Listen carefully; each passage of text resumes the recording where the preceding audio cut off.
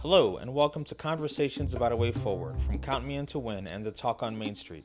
Today's guest is Dona Kim Murphey, a Houston-based physician and activist, in a conversation about a way forward with Annabel Park. I've been wanting to talk to you about all the stuff that's been going on around the country, but also give you a chance to, get us caught up on all the activism you're involved with and the issues that you really care about. So this is really just a chance for us to, just have a conversation about, I'm calling it a conversation about a way forward. And it's very open-ended, and you can bring up whatever subject you like, things that you want to get off your chest, things that you would like people to do. So it's just a platform for you, Donna. So a couple of things I want to call people to action on this weekend. It is Juneteenth tomorrow, or June 19th. Juneteenth is a celebration of the liberation of all slaves, the last of whom was liberated on Galveston Island on June 19th, 1865, 2 years after the Emancipation Proclamation was delivered, because it took that long for the message to get to that part of the country. And all across the country, like our Black residents have been celebrating this holiday, but a lot of others who are non-Black might not necessarily know about it. Here in Texas, I think a lot of us do know about it because it happened here. And so I encourage people to get out there. I know that the Movement for Black Lives had a series of rallies that they were kind of in a grassroots way organizing all around the country, including in DC, for the whole weekend, the 19th through the 21st, here in Pearland, which is my community, and also happens to be the community where George Floyd was buried a little over a week ago, outside of Houston, suburban area outside of Houston. We have a Black youth-led rally tomorrow from 3 to 5. So anyone in the area should consider joining us for that. So that's the first thing I wanted to say. I also want to say that I'm thrilled to get the news about DACA. I have many friends who are documented, and I'm glad that that program was not killed by the Supreme Court. I think a lot of us were really worried that it would be. But yeah, they made the right decision here, and I think that at least for some period of time, provides some measure of safety for people who have DACA. So those are maybe some of the thoughts off the top of my head that I wanted to share. Okay. Well, by the way, how are you feeling? I know that you were quite sick last month. Tell us about that. Yeah, so I had COVID in March for 28 days. I was pretty much in bed. I isolated myself to one room in our household, it was pretty mild, the course. There were a couple of days there that were pretty scary nonetheless, but I never had to be hospitalized. My respiratory status was fine for the vast majority of the time, and then I was better for 3 weeks, and then I had a secondary bacterial infection that got quite bad, and I almost had to be hospitalized then because there was some concern that I had this infection in my face that might have gone to my eye. But we, cautiously moved forward with me returning to my home and doing oral antibiotics. And after like 3 weeks of that, I got better. I'm not totally 100%. Like I've noticed that I've organized and actually participated in a number of like actions in the greater Houston area since recovering from that secondary bacterial infection, and I'm still pretty fatigued and will have like episodes of like really profound drowsiness after going out. I don't know if it's being in the sun or being dehydrated or what it is, but I'm very easily drained of energy, and I'm a very energetic person, like someone who doesn't sleep very much normally, and so I'm functioning at about 85%, I feel, but I'm able to work. I'm grateful for that. Yeah. So right now, are you still kind of in that quarantine mode? Like, are you still trying to stay indoors mostly? Yeah, I mean, I still have like residual stuff, like gunk from the secondary bacterial infection. I mean, there's some small chance that maybe I got reinfected with COVID and maybe I'm still like shedding or something. The fact that I still have these episodes of drowsiness, like I wonder if I'm one of those people that like has this really protracted course, sometimes shedding, sometimes not, or infectious and sometimes not. I don't really know. There's still so much about this disease that we don't know, that I try to not go out when I don't have to go out. I do think that actually, you know, participating in protests is still an important thing. But what I do is I really try to ensure that I'm always masked in that. If it's possible, I try to socially distance, but a lot of those actions require that you kind of be with a lot of people at the same time. Right. So, yeah. And so tell me more about the actions that you have been involved with. Yeah, so we've done a number around the release of those who've been held in ICE detention. So we have physicians all over the country, kind of a grassroots group of us, who have been writing about this, who have been doing rallies and vigils about this. And this has been for many months now, actually, like prior to this becoming a huge problem now, which is the case now in these ICE facilities. We predicted that it would be a problem, and we demanded the release of these people. But they weren't really doing it anywhere. The only successes that I know of were the result of litigation, right? So lawyers went after individuals, or in some cases they had like class action lawsuits, and we've had dozens of people released through that vehicle. I don't know. It's hard to quantify like the effect of us getting out there and doing this advocacy otherwise. I mean, I think it's all interrelated, but I can't tell you exactly what the impact has been. I know that it brings visibility to the problem, which people still remain unaware of, which is astounding to me, because it's unusual to see doctors, particularly in the post-COVID era where we're really busy. Those of us who provide, you know, frontline care, I don't, but those of us who do, it is unusual to see them out at a 24-hour vigil, right? Or rallies with their white coats on. So we really try to leverage that, the visibility that we can bring to the cause, and work with allied organizations, the people who've done the immigrants' rights advocacy work for a really long time, to kind of be driven by what they have been doing on the ground. So, right. Yeah, it's interesting. I know you've been trying to organize physicians, and you've also been trying to organize Asian Americans and Korean Americans to engage more in electoral politics and just civic engagement. Can we talk about that a little bit? Like, why is it important for you to like rally your communities?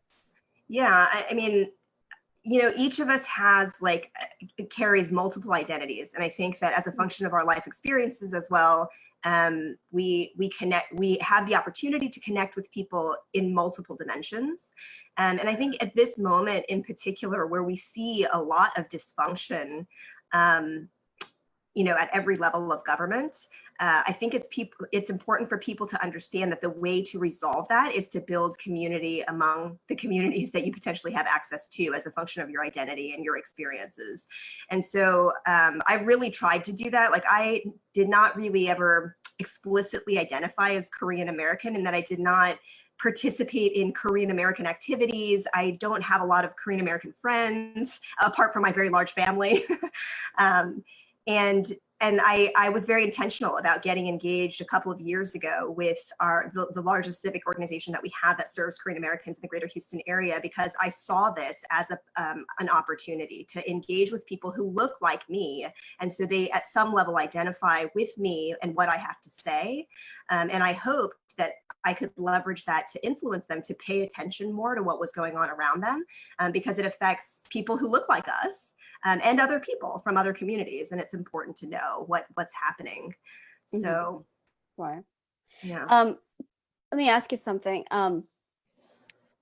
When you try to like describe the problem that we're all the multitude of problems that we're having as a country, like, where do you begin to kind of describe what is happening? Like, how would you describe this moment to people? Yeah, that's I've thought a lot about this specifically in the context of people's people waking up to the problem of racial injustices, and for that, the way I've kind of thought about it in my own mind is that we're in this really strange moment where we feel trapped in our own homes, right? Because there is this invisible threat outside of our homes. And, we're dying to get out there and to connect with people, and we can't. And in some way, I feel like that is kind of a reflection of the psychic reality of being Black in America, right? Like it's, I don't know, like I feel like because of like the legacy of slavery and all of the institutionalized racism, I'm sure that every Black American wants to be like anybody else in this country, and there are things that are thrust upon them as a result of this history that we have, and that we've not really grappled with enough, like I think we really try to soften what that actually was and what it remains. And I think this is what has resonated. If we think that this moment, that there is authenticity in people's reactions in this moment, people who were otherwise not engaged or who were actually antagonistic to, racial justice, right? Advocacy kind of work, right? I think that if there is any authenticity in that response, and that is a question, like I'm not sure that there is. I think that there is a lot of response that is politically expedient and people are using this. But for those who are authentically coming into the work, potentially coming into the work, I think it's because of this moment of being trapped by COVID, and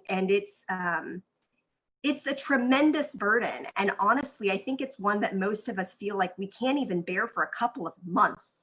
And now imagine that this is, I feel in many ways, it's kind of like the reality that people who are Black have lived for generations, right? We're like, oh my God, we can't do this for more than a couple months. Like, let us out of our homes. Like, we don't care. Like, this is an inescapable history that they face, right? And so I hope that that's maybe why we have more of an awareness about the problem, because finally we're like, oh, maybe I get it. I kind of get it a little bit.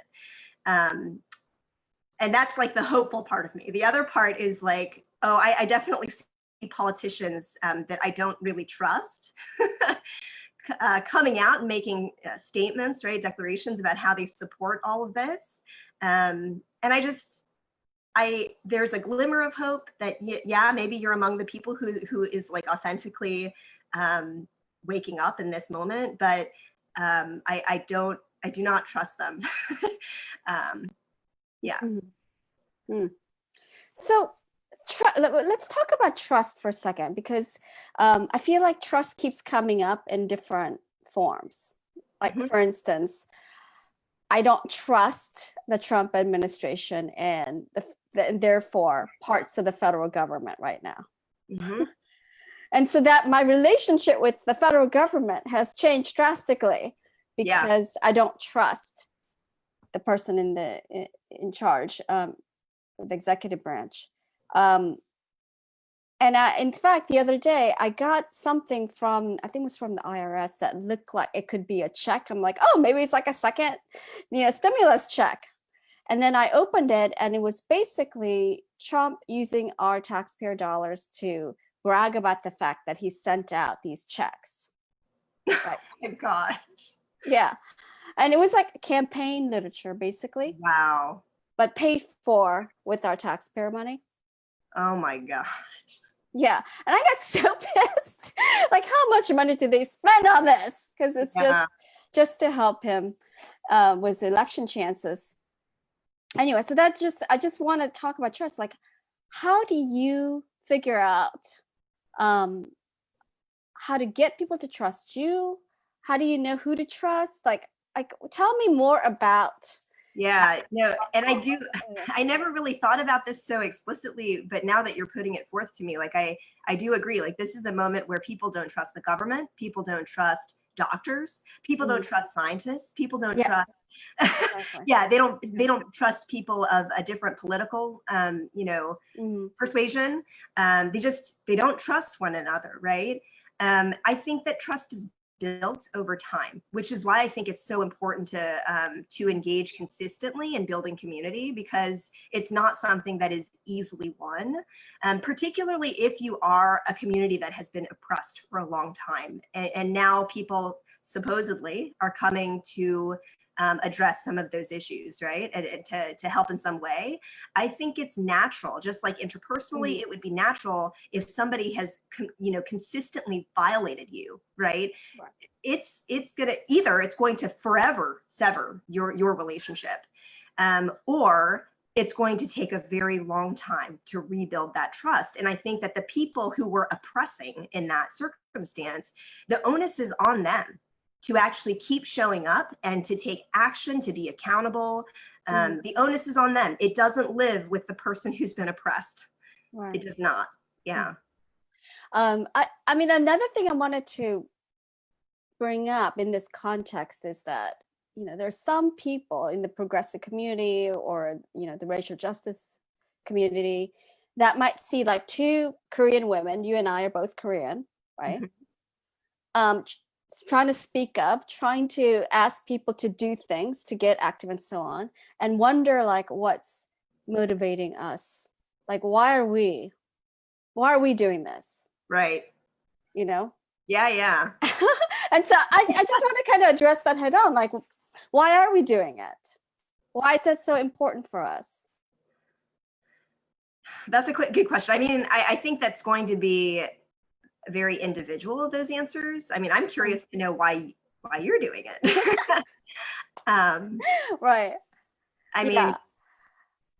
I mean, I guess for me, I feel like I have been grappling with how we create political change very actively since like 2003, like because it had to do with the war, the Iraq War, right?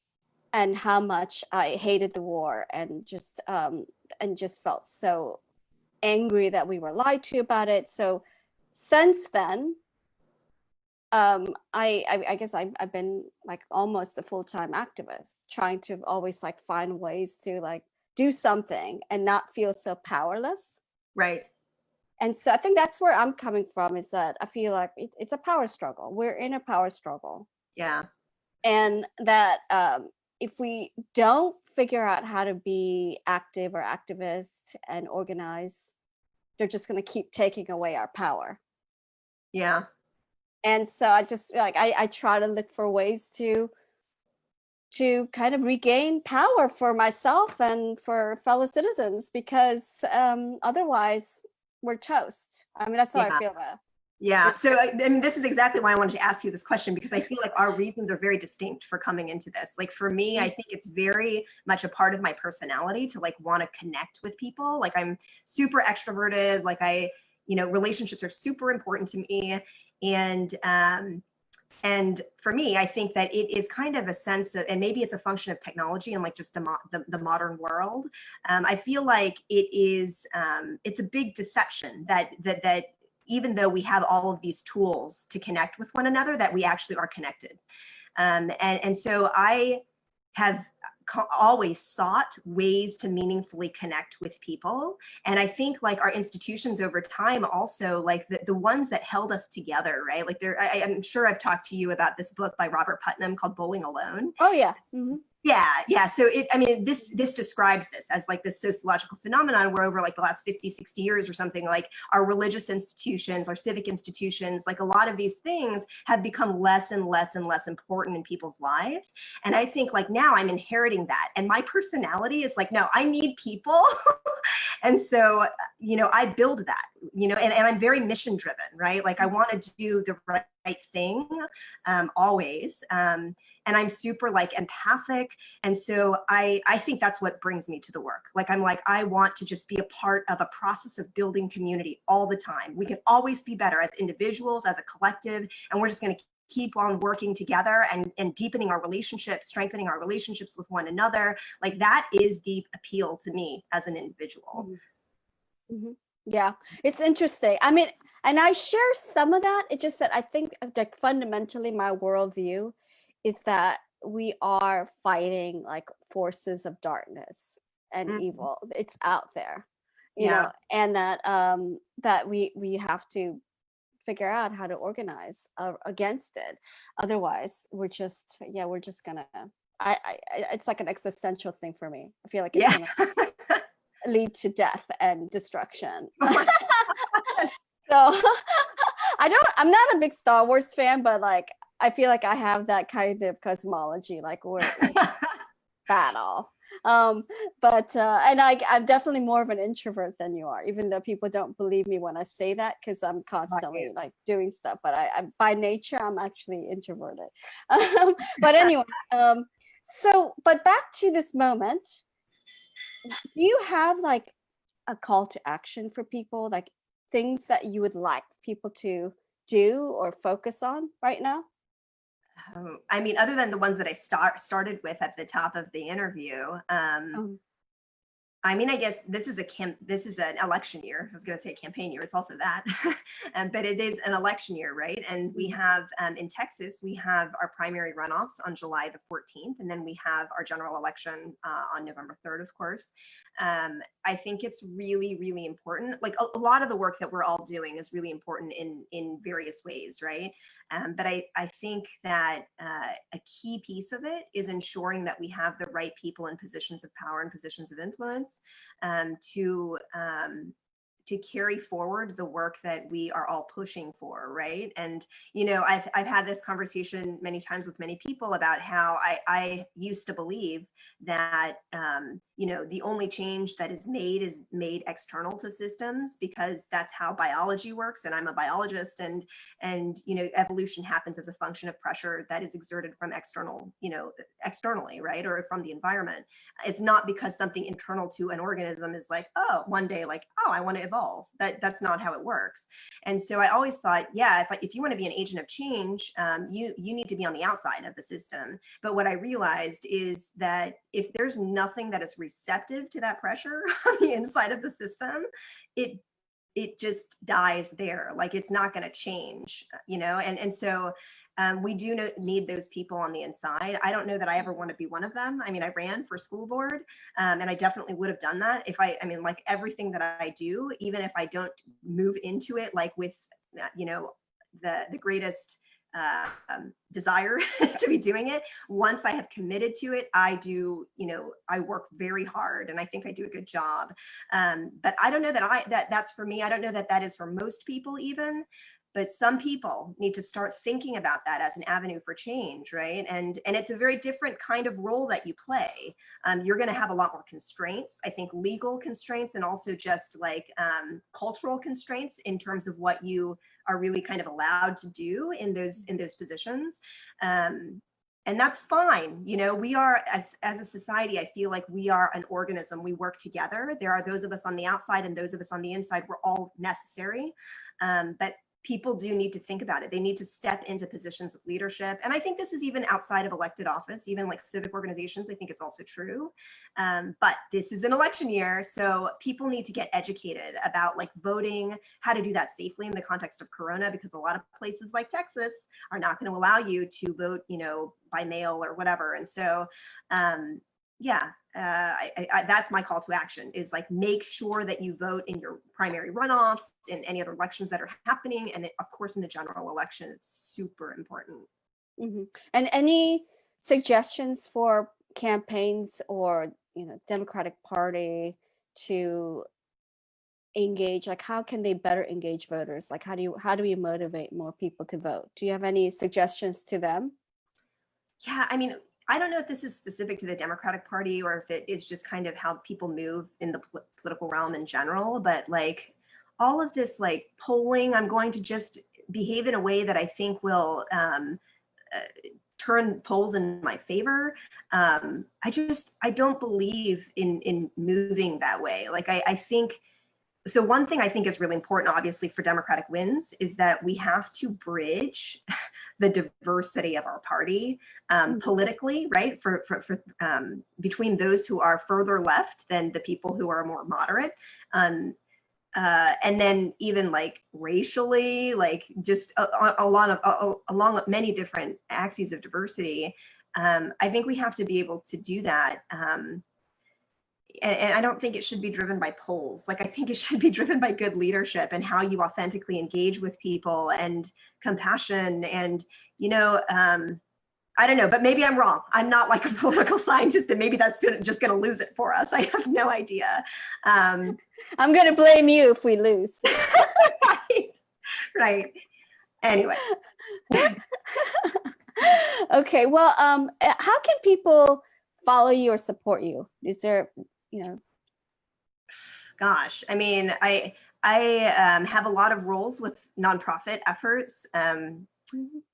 So, I mean, one of the things that I do, I'm the director of medical initiatives for Project Lifeline, which is a nonprofit organization that serves migrant children. We do a lot of coordinating work for legal and medical services.